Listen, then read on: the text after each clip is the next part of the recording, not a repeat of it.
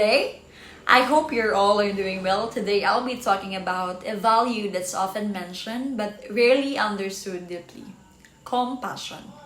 We usually think of compassion as simply being nice or feeling sorry for others, but it's actually much more than that. In this short lecture, I want to unpack what compassion really means, how it shows up, and how we treat others and the world around us, and what role communal discernment plays in building a more compassionate Pan-Pacific University and society. What is compassion? Let's begin with the basics. Compassion is not just a feeling, it's a response. It's the ability to recognize the pain or suffering of another, whether a person, a community, or even the earth, and to feel moved to do something about it. It's rooted in empathy, but it goes further.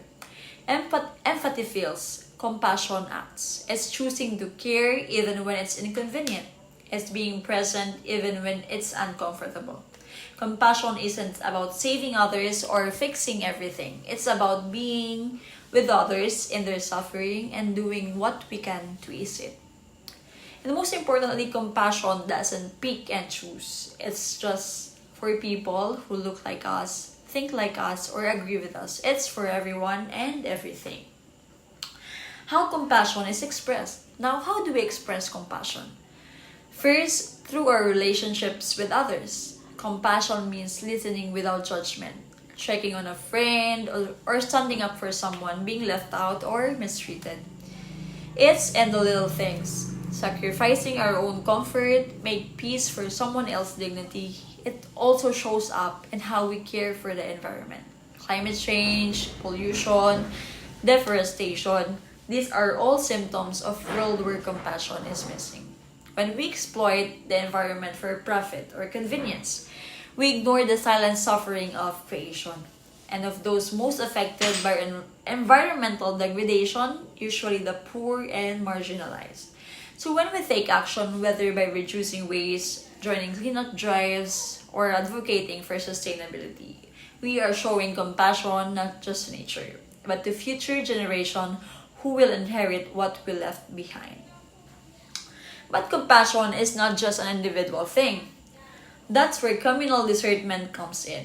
In Pan Pacific University and in society, we face so many complex problems: poverty, injustice, climate collapse. No one person can solve this alone.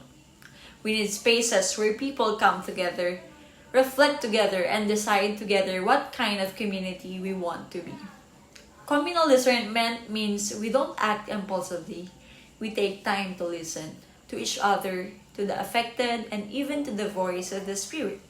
It's not just democratic decision making, it's deep listening, reflection, and playful judgment guided by compassion and a commitment to a common good.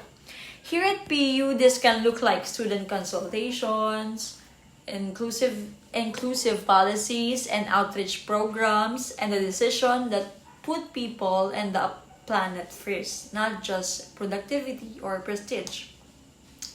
Through communal discernment, we avoid selfish or short-sighted choices and build a campus culture rooted in solidarity, justice, and yes, compassion. Compassion is not a weakness. It's the most courageous form of strength. It invites us to be fully human in connection with others and with creation. When we act with compassion and come together through communal discernment, we don't just feel good. We build a world that is good.